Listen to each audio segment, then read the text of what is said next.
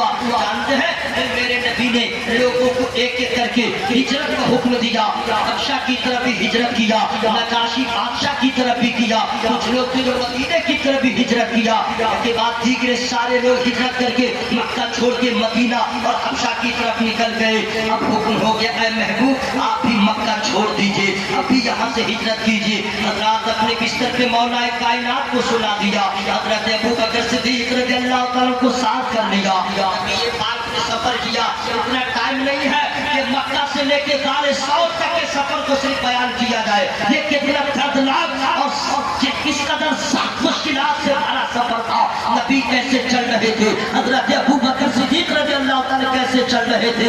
اللہ دشمنوں کا بھی پیچھا ہو رہا تھا. کیسے کیسے غار ثور میں گئے. حضرات ڈنڈا دیا تھا, مکڑی نے وہی کاٹا بنا تھا, جو روایت مشہور ہے سانپ نے وہی کاٹا تھا.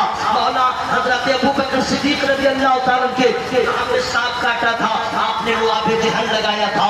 دشمن وہاں تک پہنچ گئے تھے. پھر اس کے بعد اللہ یہ سفر ہوتا رہا. 7-8 دنوں کے بعد نبی پاک مدینہ شریف پہنچ گئے. مدینہ شریف پہنچنے کا انداز کیا تھا؟ آپ کچھ لوگ کہتے ہیں جشن کہاں سے مناتے ہیں 12ویں شریف میں, یہ جلوس کہاں سے نکلتا ہے. میں ان لوگوں کو کہوں گا آپ انصاف کا چشمہ لگا کے تاریخ پڑھیں, حدیث پڑھیں. جب نبی پہلی بار مکہ میں جا رہے تھے, میرے پاس اتنا وقت نہیں ہے کہ نبی کیسے گئے مدینہ شریف, اس کے مشورے پہ گئے, کیسے گئے پھر کبھی بتا دوں گا, اپنا ٹائم نہیں ہے. جانتے ہیں جس دن سرکار جا رہے تھے نبی کے مدینہ پہنچنے سے پہلے اسلام پہنچ چکا تھا. بہت سارے لوگ مسلمان ہو چکے تھے اور ان لوگوں نے کہہ دیا تھا, دعوت دیا تھا نبی کو مکہ کے, حضور مدینہ چلیے, حضور مدینہ چلیے, حضور مدینہ چلیے. تو اسی مجمع میں کچھ لوگ ایسے بھی تھے جو مکہ کے نبی کو دعوت دے رہے تھے.